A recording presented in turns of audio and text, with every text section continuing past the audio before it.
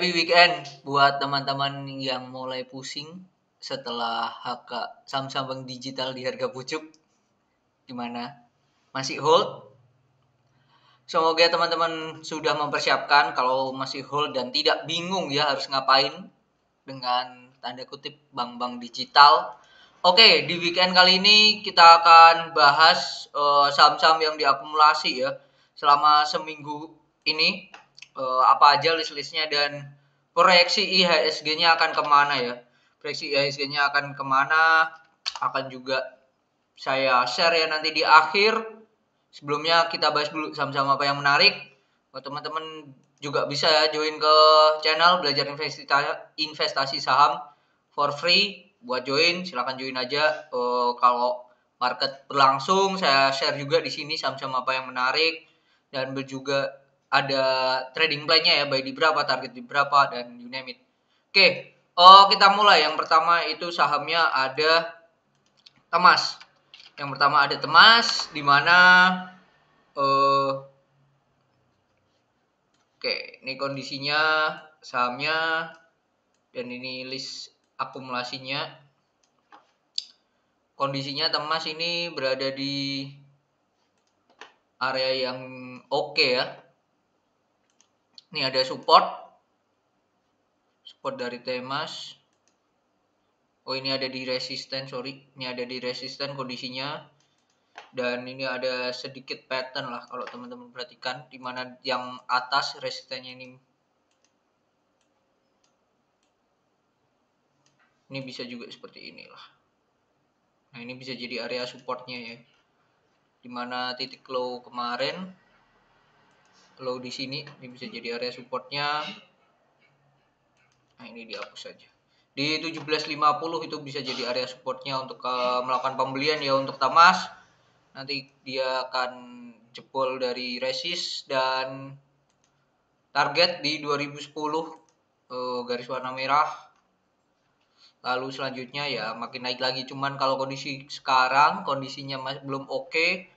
So far kemarin hari Jumat akumulasinya lumayan besar ya, sangatlah besar dibanding beberapa hari yang lalu. Bahkan dibanding sejak Juli ya, kemarin termasuk yang terbesar ya. Jadi bisa dimanfaatkan dan semoga jebol di atas menuju ke 2010. Itu proyeksinya untuk si Temas sendiri. Cuman agak waspada ya jika 2011 tidak bisa, 2010 lah tidak bisa ke tembus ya, karena ini ada pattern ya, ada pattern. Saya melihat adanya head and shoulder ya, kalau teman-teman perhatikan. Ini ada pattern bearish ya, salah satu bentuk pattern bearish. Ini kepala, ini shoulder kiri, ini kepalanya. Nah, ini kepalanya di situ dan ini shoulder kanannya. Kalau ini nggak bisa tembus dari 2010, takutnya di situ. Dan nanti kalau dia turun terus ini bisa jadi area kritis lagi. Jadi be careful ya. Meskipun dia diakumulasi, potensi risk rewardnya juga ada, tapi juga teman-teman perhatikan risknya seperti apa. Oke, itu yang pertama Temas. Lalu selanjutnya ada Mayora. Saat koreksi biasanya saham-saham consumer good akan bergerak dengan semestinya sebagai balancer untuk IHSG agar penurunan tidak terlalu tajam. Wah, ini diakumulasi gede banget sejak September akhir ya. Oktober di awal dia diakumulasi banget, gede banget. Nah, ini resisten garis putih. Ini bisa saya naikkan lagi ke sini. Nah, ini ada resist. Selagi dia di atas 2070, nah ini bagus banget untuk si Mayora. Mayora ini cakep nih. Mayora cakep. Dan ya ini 2000, bahkan bisa di adjust di sinilah. Bentar. Nah, di sini boleh 2070 lah. 2070 ini akan menjadi area supportnya ya. 2070. Jadi kalau besok ada retrace, kan habis breakout volume gede biasanya ada retrace, ini bisa dimanfaatkan. Karena ini saya melihat ada pattern cup and handle di sini. Jadi potensi upside-nya masih gede untuk si Mayora. Ini di sini, dan ini cupnya, handle-nya, ini cupnya udah. Dengan target itu bisa sampai ke, bentar, targetnya itu bisa sampai ke 2070, 2470 itu targetnya untuk si Mayora sendiri. At least target terdekat bisa ke sini dulu lah, 2060. Nah ini udah capai, sekarang 2160 kan. Target selanjutnya itu di 2200, lalu target selanjutnya lagi ada di,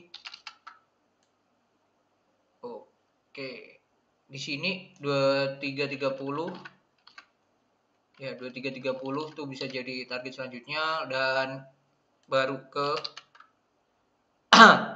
target dari sini 2450. Nah itu bisa jadi area resistennya untuk si Mayora ini.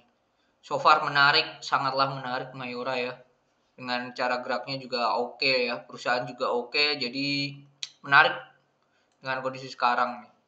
Oke, Mayora. Yang kedua, yang selanjutnya itu saham consumer good lagi ya, yaitu Sampurna HMSP, kebalik, HMSP, HM Sampurna juga sama, dia habis break 925.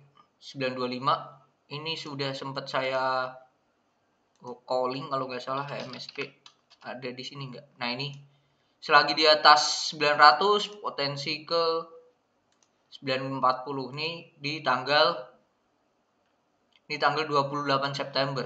28 September berarti masih di sini harganya. Di sini 28 September waktu naik dia breakout, dia retrace, ya udah dia naik lagi. Tara, udah capai nih 940. Jadi silahkan ke selanjutnya, bisa ke 1000 ya targetnya ya. Dia retrace dulu lah, ngecek 925 kuat apa enggak gitu. HMSP tidak ada perubahan ya, gambarnya ya masih oke dan cakep. Dan ini ya breakout dari inverted head and shoulder ya, ini sini, ini shoulder kiri kepala, ini shoulder kanan, inverted head and shoulder, target naik lagi. Kalau ini nanti di sini dan dia di sini muntok turun lagi, nah inverted head and shoulder yang kedua. Oke, HMSP cakep. Selain Mayora, lalu Inco Vale Indonesia kemarin sudah break dari downtrend line, lalu retrace dan bagus, dia kuat di 6550. 6550 masih jadi supportnya, jadi bawah itu silahkan kebuang. Target masih jelas 7000, 7180 dan 7600. Tidak ada pembahasan lebih dalam dari si Inco ini. Ini ada gap juga di sini. Ya, 7400. Tidak ada bahasan mendalamnya, sudah jelas risk and reward-nya. Kalau target ke 7000, risk-nya ini berapa? Bentar. Dengan kondisi harga sekarang, reward-nya itu di 4,42, stop loss-nya di 2. 1/2 lah, 1/2. Masih oke lah dengan harga sekarang ya. Cut loss 6550 dan target di 7000. Itu masih 1/2. Jadi masih oke. Inco, cuman dari 1 sampai 4 ini saya akan prefer lebih fokus ke HMSP dan Mayora gitu. Oke, lanjut ke BDMN. Ini salah satu saham perbankan yang baik ya dibandingkan yang lainnya.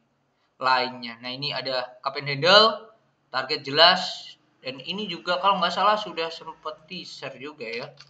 BDMN, ya benar, target 2980 sudah capai picuan, dan ini sudah di-share sejak tanggal 12 Oktober. 12 Oktober target garis merah 2980 sudah capai. Siap menuju selanjutnya.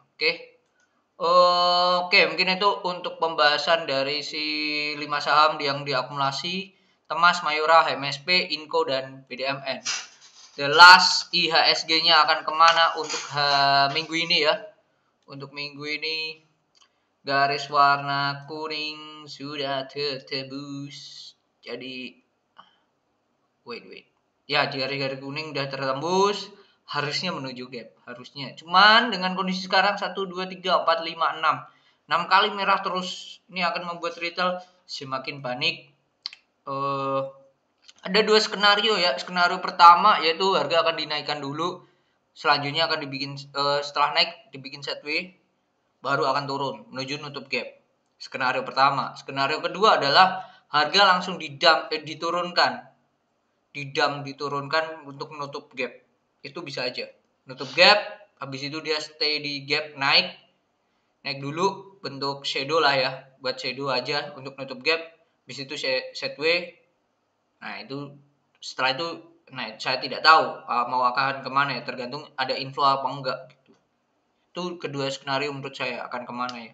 Market hari Senin agak susah menurut saya, agak susah dalam artian ini mau kemana ya. Kita sambil melihat ya news apa yang beredar di nanti malam Minggu sama Senin pagi, ada news apa, ada sentimen positif enggak yang bisa dirasa ya mendongkrak dari IHSG-nya sendiri. Kalau lihat dari list akumulasi saham hari Jumat kemarin, tidak ada saham-saham blue chip yang sebagai penggerak IHSG yang diakumulasi so far. Tidak ada, hanya UNTR doang ya mungkin ya yang besar ya, yang market cap besar sama ya yang mungkin itu doang gitu. Jadi agak susah ya untuk penggeraknya seperti apa. Jadi ada 2 skenario yang akan terjadi. Skenario ini udah jelas, udah batal ya, ke garis biru ini udah batal. Dia ternyata tidak sideways, langsung di-anjlokin turun. Nah ini kemana gitu. Yang perlu teman-teman cermati adalah, yang membuat jangan takut adalah apa yang naik cepat akan turun cepat. Begitu sebaliknya, apa yang turun cepat pasti akan naik dengan cepat juga. Ini beberapa hari doang. 27 berapa hari nih? Kalau saya lihat, saya ukur dari sini ke sini, ini 5 bar. 5 bar berarti 1 minggu doang. 1 minggu doang itu turunnya sampai berapa nih? IHSG turun sampai 7%. 7 hari 1 minggu doang gitu. Start di tanggal 27 Juni. Nah, sekarang itu kondisinya tuh IHSG-nya sudah turun sebesar 1, 2, 3, 4, 5, 6 hari. 6 hari perdagangan 3%, 3,67. At least nggak terlalu berat, nggak sedalam ini. Nggak sedalam yang di sini. Cuman ini membuat market boring banget ya. Teman-teman bisa lihat dari volume transaksinya kecil banget. Sama aslinya di sini ya. Yang mungkin akan dibikin kayak gitu. Jadi kita persiapkan aja apa yang dilakukan.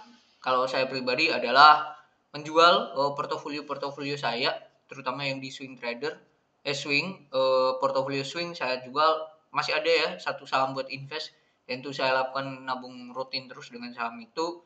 So far selain itu saya hanya scalper di dana yang kecil. Selanjutnya sebagian saya tarik untuk masuk ke reksadana pasar uang dulu, dan sisanya saya taruh di RDN dalam bentuk cash, tidak saya belikan. Nah itu strategi saya untuk menyikapi market seperti ini, harusnya melakukan apa. Yang teman-teman harus cermati adalah semua ini tidak akan berlangsung seperti ini ya, pasti nanti akan ada recovery-nya, dan ya bikin enjoy aja, enjoy the process, pasti hasilnya juga akan menarik. Belajar juga dari 2020. Mungkin itu pembahasan kali ini, di video kali ini tentang list akumulasi saham 5 sahamnya.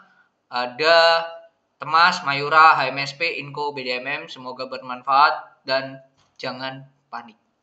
Bye bye.